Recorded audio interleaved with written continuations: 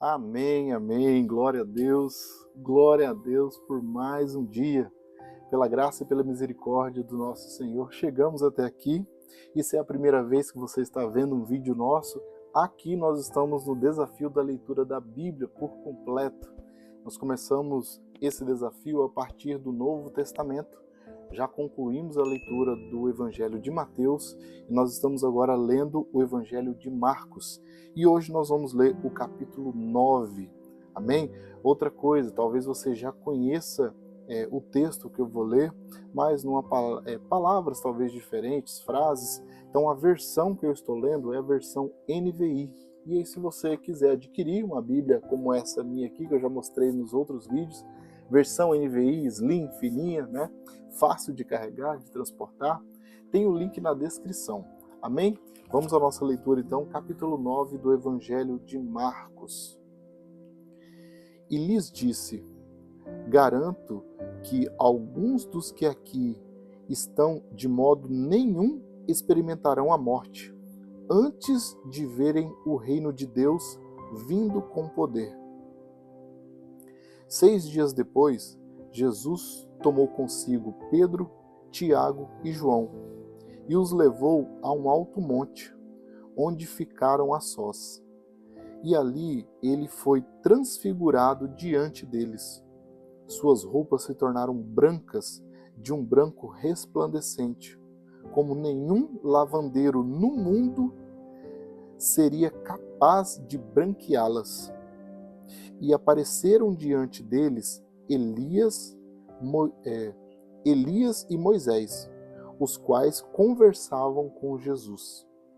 Então Pedro disse a Jesus: Mestre, é bom estarmos aqui.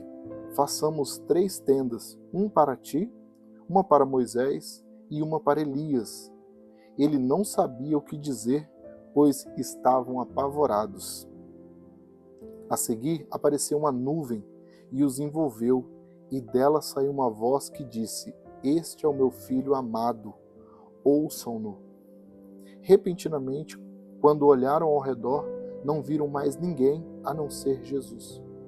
Enquanto desciam do monte, Jesus lhes ordenou que não contasse a ninguém o que tinha visto, até que o Filho do Homem tivesse ressuscitado dos mortos.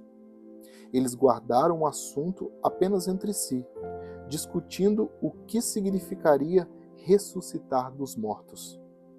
E lhe perguntaram: por que os mestres da lei dizem que é necessário que Elias venha primeiro?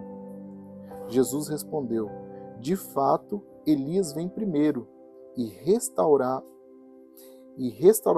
todas as coisas. Então, por que está escrito que é necessário que o Filho do Homem sofra muito e seja rejeitado com desprezo? Mas eu digo a vocês, Elias já veio e fizeram com ele tudo o que quiseram, como está escrito ao seu respeito. Quando chegaram onde estavam os outros discípulos, viram uma grande multidão ao redor deles, e os mestres da lei discutindo com eles.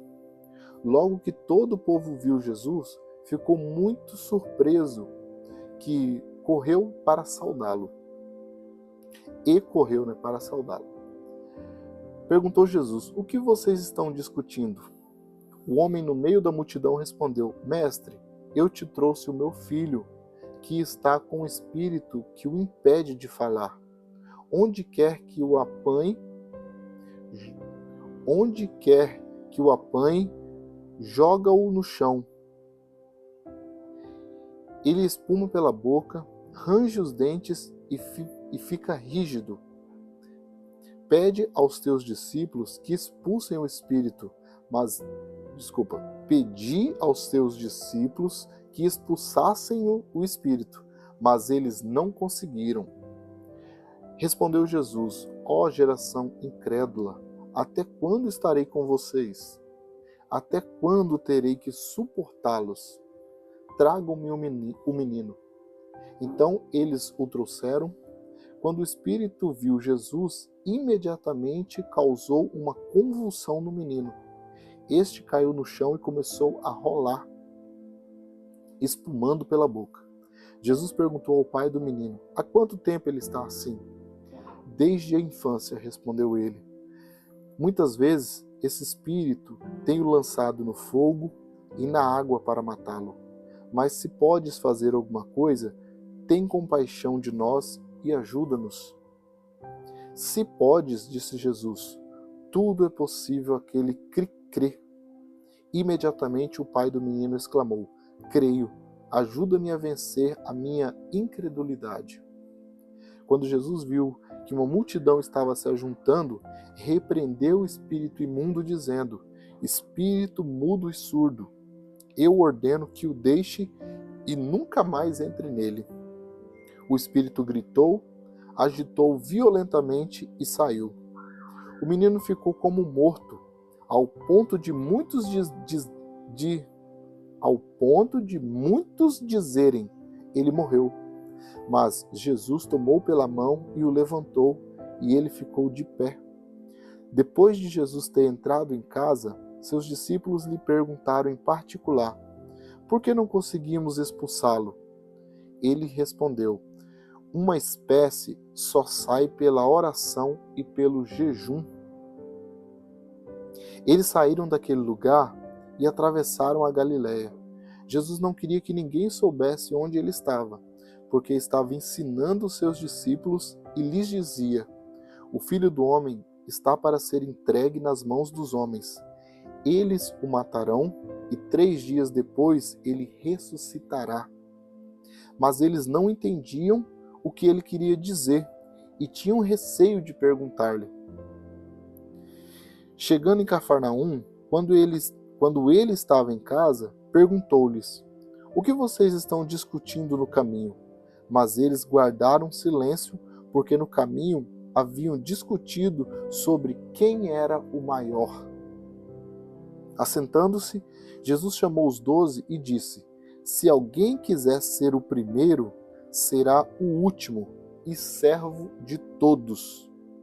E tomando uma criança, colocou-a no meio deles, pegando-as no braço, disse: quem recebe uma destas crianças em meu nome, está me recebendo. E quem me recebe, não está apenas me recebendo, mas também recebendo aquele que me enviou. Mestre, disse João, vimos um homem expulsando demônios em teu nome e procuramos impedi-los, porque ele não era um dos nossos. Não o impeçam, disse Jesus. Ninguém que faça um milagre em meu nome pode falar mal de mim logo em seguida, pois quem não é contra nós está a nosso favor. Eu digo a verdade, quem der um copo de água a vocês em meu nome, por vocês pertencerem a Cristo, de modo nenhum perderá a sua recompensa. Se alguém fizer tropeçar um destes pequeninos que creem em mim, seria melhor que fosse lançado no mar com uma grande pedra amarrada no pescoço.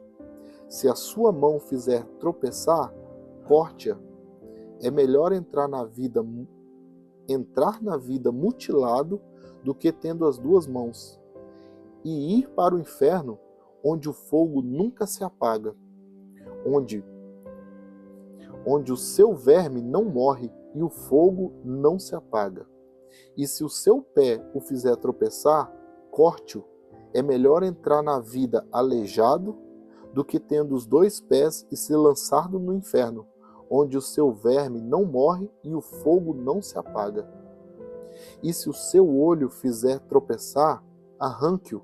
É melhor entrar no reino de Deus com um só olho do que tendo os 2 olhos e ser lançado no inferno, onde o seu verme não morre e o fogo não se apaga. Cada um será salgado com fogo.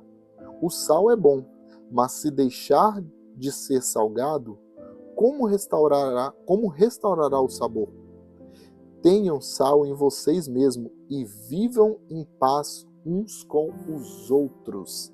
Amém? Glória a Deus. E aqui finaliza então o nosso capítulo 9 do Evangelho de Marcos, falando aqui sobre a transfiguração, a cura de um menino endemoniado, quem é o maior, quem não é contra nós é por nós, e a indução ao pecado. Amém? Glória a Deus. E aqui finaliza então nosso capítulo 9 do Evangelho de Marcos. Você que me acompanhou até aqui, que Deus abençoe sua casa, que Deus abençoe sua vida, que Deus abençoe sua família.